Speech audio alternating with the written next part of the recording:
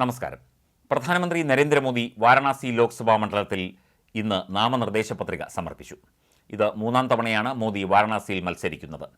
ഉത്തർപ്രദേശ് മുഖ്യമന്ത്രി യോഗി ആദിത്യനാഥും അയോധ്യയിലെ പ്രാണപ്രതിഷ്ഠയ്ക്ക് നേതൃത്വം നൽകിയ പൂജാരിയും പ്രധാനമന്ത്രിക്ക് ഒപ്പമുണ്ടായിരുന്നു. 11:40 പ്രധാനമന്ത്രി പത്രിക സമർപ്പിക്കുമെന്നായിരുന്നു ആദ്യം പുറത്തുവന്ന വിവരം. എന്നാൽ 11:40 മുതൽ പത്രികാ സമർപ്പണ നടപടികൾ ആരംഭിക്കുന്നത് എന്നാണ് BJP നേതാക്കൾ അറിയിച്ചത്.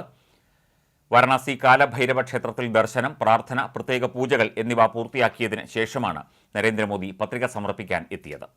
മറ്റ് സംസ്ഥാനങ്ങളിലെ മുഖ്യമന്ത്രിമാരും NDA നേതാക്കളും മുതിർന്ന BJP നേതാക്കളും അദ്ദേഹത്തോടൊപ്പമുണ്ടായിരുന്നു.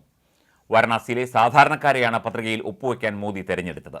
ബ്രാഹ്മണ സമുദായത്തിൽ നിന്ന് ഒരു വ്യക്തി, OBC, ദളിത് വിഭാഗങ്ങളിൽ നിന്നുള്ള വ്യക്തികൾ എന്നിവരാണ് മോദിയുടെ പത്രികയിൽ ഒപ്പിട്ടത്. നാമനിർദ്ദേശ പത്രിക സമർപ്പണത്തിന് മുന്നോടിയായി വാരണാസിയിൽ ഇന്നലെ മോദി റോഡ് ഷോ നടത്തിയിരുന്നു.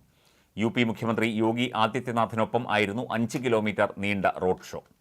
തുടർച്ചയായി മൂന്നാം തവണയാണ് മോദി വാരണാസിയിൽ ജനവിധി തേടുന്നത്. ഇത്തവണ ഭൂരിപക്ഷം 5 ലക്ഷത്തിനും മുകളിൽ ലഭിക്കും എന്നാണ് BJPയുടെ അവകാശവാദം. വാരണാസിയിൽ 10 വർഷം നടപ്പിലാക്കിയ പദ്ധതികൾ വിവരിക്കുന്ന വീഡിയോ നരേന്ദ്രമോദി സമൂഹമാധ്യമങ്ങളിലൂടെ പങ്കുവച്ചിരുന്നു. പത്രിക സമർപ്പിക്കുന്നതിൻ്റെ തലേനാളായ ഇന്നലെ പ്രധാനമന്ത്രി നരേന്ദ്രമോദി വാരണാസിയിൽ നടത്തിയ റോഡ് ഷോ ശരിക്കും ആൾക്കടലായി മാറി. ബനാറസ് ഹിന്ദു സർവകലാശാലയുടെ 4ാം ഗേറ്റിൽ നിന്ന് വൈകിട്ട് സർവകലാശാല സ്ഥാപകൻ മദൻ മോഹൻ മാളവിയയുടെ പ്രതിമയിൽ പുഷ്പാർച്ചനയുടെ തുടക്കം. എല്ലാ ഹൃദയത്തിലും മോദി, ഇത്തവണ 400ലേറെ സീറ്റ് തുടങ്ങിയ മുദ്രാവാക്യങ്ങളുമായി ആരാധകർ തടിച്ചുകൂടി. 400ലേറെ സീറ്റ് എന്ന മോഹം BJP തന്നെ കൈവിട്ടെങ്കിലും ആരാധകർ വിട്ടുകളഞ്ഞിട്ടില്ല എന്നാണ് റിപ്പോർട്ടുകൾ. ഭോജ്പുരി ഭാഷയിൽ ഹമാർ കാശി ഹമാർ മോദി, അതായത് നമ്മുടെ കാശി നമ്മുടെ മോദി മുദ്രാവാക്യങ്ങളും വാരണാസിയിൽ ഇന്നലെ മുഴങ്ങിക്കേട്ടു. ബനാറസ് സാരി വിൽക്കുന്ന ധ്രുവ് പാണ്ഡെ എന്ന വ്യക്തി 39 ഡിഗ്രി ചൂടിൽ 4-5 മണിക്കൂർ കാത്തുനിന്നത് മോദിയെ കാണാൻ വേണ്ടി മാത്രമാണെന്ന് അദ്ദേഹം പറഞ്ഞു. അങ്ങനെ കാത്തുനിന്ന ആയിരങ്ങൾക്ക് മുന്നിലൂടെ ശിവന്റെ സംഗീതോപകരണമായ ഡമരുകൊട്ടിയും വിളക്കുകൾ തെളിച്ചും ഘോഷയാത്ര കടന്നുപോയി.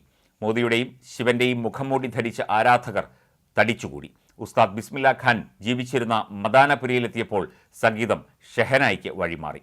ഇടയ്ക്ക് നാടൻ പാട്ട്. വാരണാസിയുടെ പാരമ്പര്യം വിളിച്ചോതുന്നതായി ഇന്നലത്തെ നരേന്ദ്രമോദിയുടെ റോഡ് ഷോ. വാരണാസിയിൽ മൂന്നാം തവണ മത്സരിക്കുന്ന മോദി ഒട്ടേറെ പ്രതീക്ഷകളാണ് പങ്കുവച്ചത്.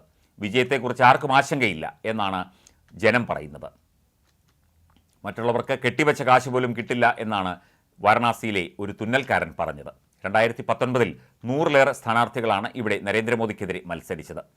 അലങ്കരിച്ച വാഹനത്തിൽ മോദിക്കൊപ്പം UP മുഖ്യമന്ത്രി യോഗി ആദിത്യനാഥും BJP സംസ്ഥാന അധ്യക്ഷൻ ഭൂപേന്ദ്ര സിംഗും ഉണ്ടായിരുന്നു. കൈവീശിയും വിജയചിഹ്നം കാട്ടിയും ചിലയിടത്ത് കൈകൾ കൂപ്പി അനുഗ്രഹം തേടിയുമായിരുന്നു മോദിയുടെ ഇന്നലത്തെ വമ്പൻ റോഡ് ഷോ. 200ലേറെ ക്ഷേത്രങ്ങൾക്കും 60 ആശ്രമങ്ങൾക്കും മുന്നിലൂടെ നീങ്ങിയ റോഡ് ഷോ കാശി വിശ്വനാഥ ക്ഷേത്രത്തിന് മുന്നിൽ സമാപിച്ചു. മോദി അന്നേരം അവിടെ ഭക്തനായി മാറി. പ്രധാനമന്ത്രി നരേന്ദ്രമോദി പട്ന സാഹിബ് ഗുരുദ്വാരയും നേരത്തെ സന്ദർശിച്ചിരുന്നു. സിഖ് വിശ്വാസികളുടെ 10ാമത്തെ ഗുരു ഗോവിന്ദ് സിംഗിന്റെ ജന്മസ്ഥാനം എന്ന നിലയിൽ പ്രാധാന്യമുള്ളതാണ് പട്നയിലെ സാഹിബ് ഗുരുദ്വാര.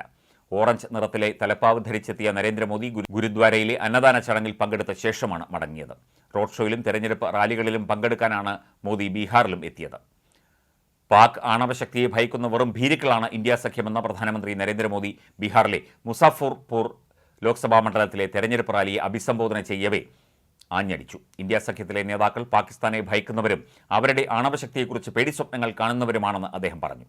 നാഷണൽ കോൺഫറൻസ് നേതാവ് ഫാറൂഖ് അബ്ദുള്ളയുടെയും കോൺഗ്രസ് നേതാവ് മണിശങ്കർ അയ്യരുടെയും പരാമർശത്തിന്റെ പശ്ചാത്തലത്തിലാണ് പ്രധാനമന്ത്രിയുടെ പ്രതികരണം.